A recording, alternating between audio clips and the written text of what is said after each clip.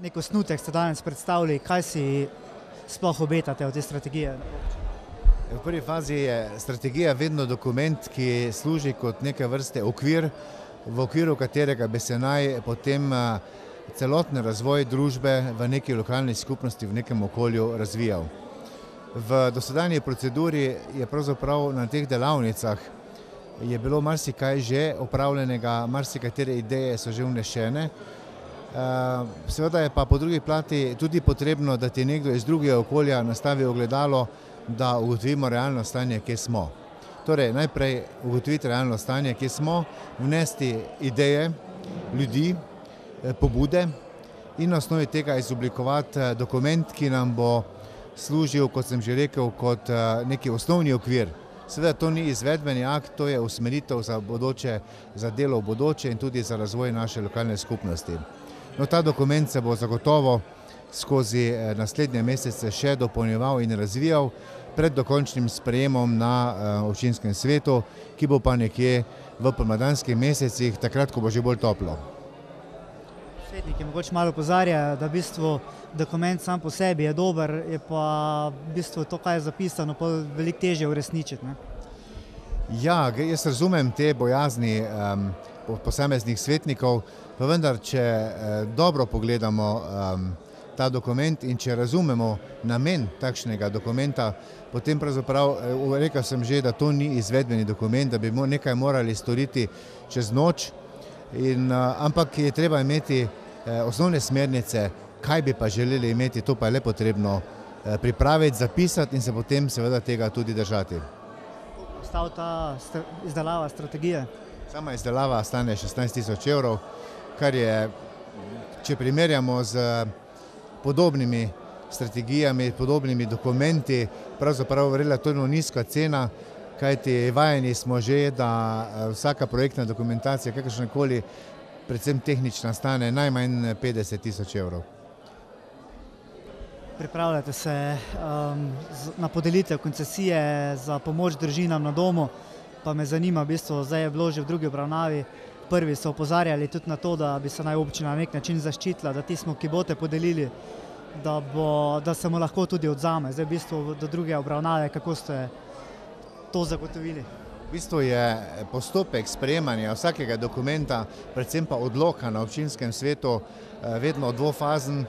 Redko kdaj se poslužujemo skrajšanega postopka, ravno s tem namenom, da se vse gradivo vsestransko pregleda in opozori na določene nejasnosti, na pomanjkljivosti in da se tudi takšne varovalke vgradijo. In danes, če smo dobro spremljali, praktično je bilo ugotoviti iz poročil posameznih predsednikov odborov oziroma komisij, da so bile vse pobude vnešene v osnovni dokument, v osnovni odlok in seveda na osnovi tako dobro pripravljenega odloka je potem veliko lažje iti v izvedbene akte, kot je odločba o podelitvi koncesije. V redu, hiteli pa ne boste, ne, s to podelitvijo, vseeno kdaj načrtujete, da bi lahko prišli do nje? Pojem hitenje, to je zelo relativna zadeva, po drugi strani pa pravzaprav nekaj moramo ukreniti in jaz pričakujem, da bo do konca marca ta proces izbire, se pravi razpisa in izbire in tudi podelitve koncesije do konca marca nekje pripeljan do same odločbe. Lahko se sicer ta postopek zavleče, ampak to pomeni eventualno maj, pa je res krajni rok. Z Lambrechtovim domom se pogovarjate o morebitnem nadaljnjem sodelovanju? Več ponudnikov, z več ponudniki te storitve so bili upravljeni razgovori, nekaj iz naše občine, nekaj iz tuje občine, iz drugih občin, tako da na koncu koncev gre za tiste nujne informacije, ki jih posamezni potencialni prijavitelji ali pa ponudniki želijo imeti. To je povsem normalen proces, seveda, da se čim bolje pripravijo na sam razpis. Dom je v igri ali ni? Kako?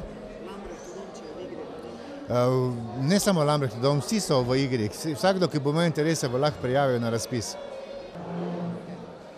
Proračun, mogoče če malo na kratko, zdaj je sprejet tudi v drugi obravnavi, če mogoče malo v številkah.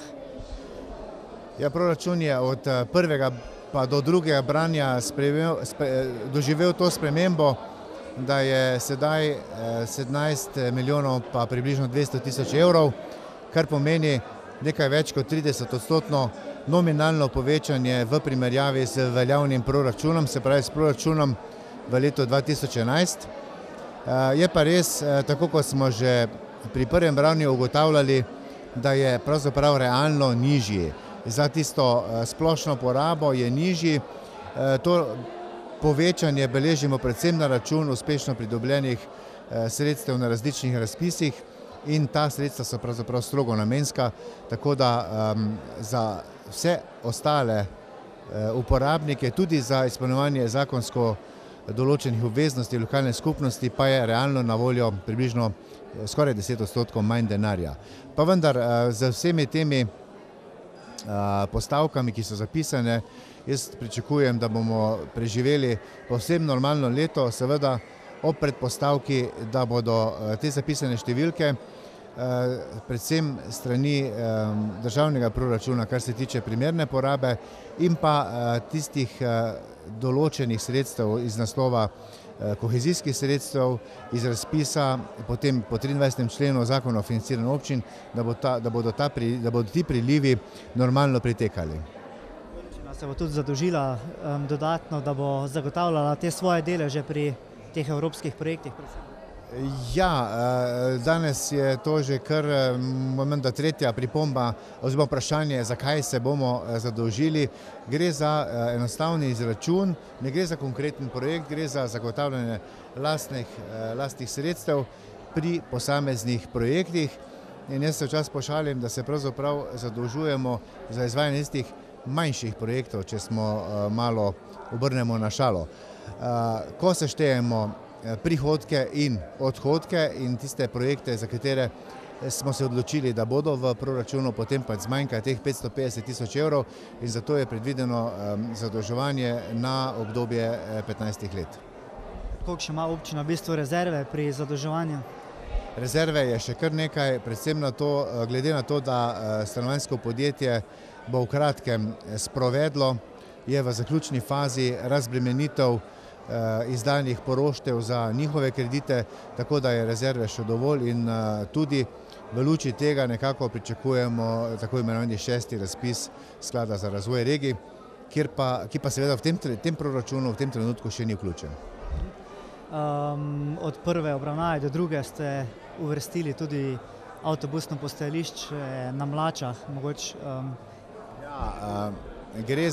Gre pravzaprav za zagotovitev tistega zneska, ki zagotavlja, da lahko pričnemo z izvajanjem projekta, se pravi plačamo tudi projektno dokumentacijo in eventualno pričnemo z tistimi osnovnimi deli, kot je položitev cevovoda oziroma kanalizacije in pa odriv zemljine in pa nasutje gramo, za kaj več pa ne bo teh 40 tisoč evrov pomenilo.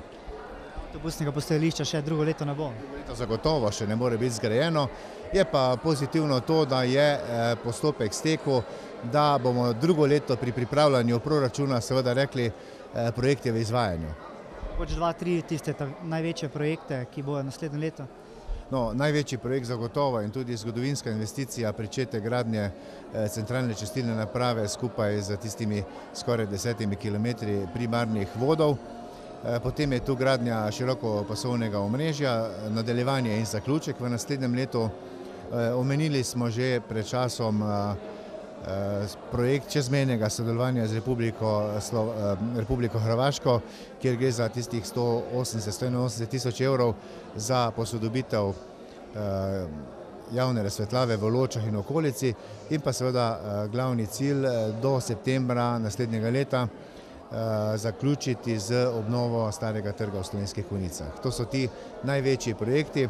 Seveda imajo krajevne skupnosti še svoje načrte, kako pristopiti predvsem na področju posodobitve javne razsvetljave in ta projekt obnavljanja javne razsvetljave se je bistveno bolj prijel, kot smo sprva načrtovali oziroma pričakovali in tako da jaz pričakujem, da bomo čez 2 leti praktično skoraj v celoti že izpolnili obveze, ki jih nalaga uredba o javni razsvetljavi. Za delovanje krajevnih skupnosti ste nekoliko prerazporedili denar, je bilo težko v bistvu prepričati predvsem tiste dve, ki sta nekaj denarja izgubili na ta račun? Ne, poglejte, na sestanku s predsedniki krajevnih skupnosti je bilo zelo jasno povedano stališče, da večina krajevnih skupnosti po obstoječem ključu dobi premalo denarja, da bi sploh zmogli preživeti koledarsko leto, kar se tiče funkcionalnega poslovanja. Pri tem mislim, gre za pokrivanje tistih drobnih stroškov, kot je ogrevanje, kot je elektrika, kot so, ne vem, si mislim tudi ti venci, recimo, karkorkoli imajo, in pa tudi drobne pogostitve, ki jih imajo krajevne skupnosti, za 1500 ali pa 2000 evri resnično ne more preživeti.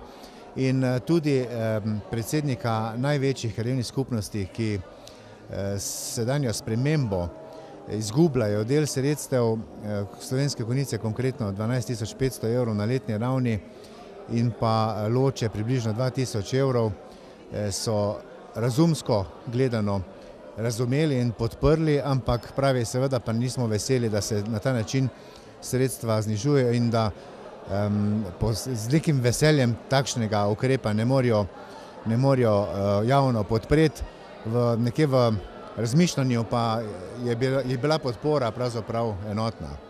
In dejansko so vse krajevne skupnosti, obe krajevne skupnosti, ki v tem trenutku izgubljata delež, ta sredstva prekanalizirali v investicijski denar, kajti enostavno teh sredstev za funkcionalno poslovanje približno 27 000 evrov na letni ravni krajevna skupnost Slovenske Konjice ni mogla porabiti.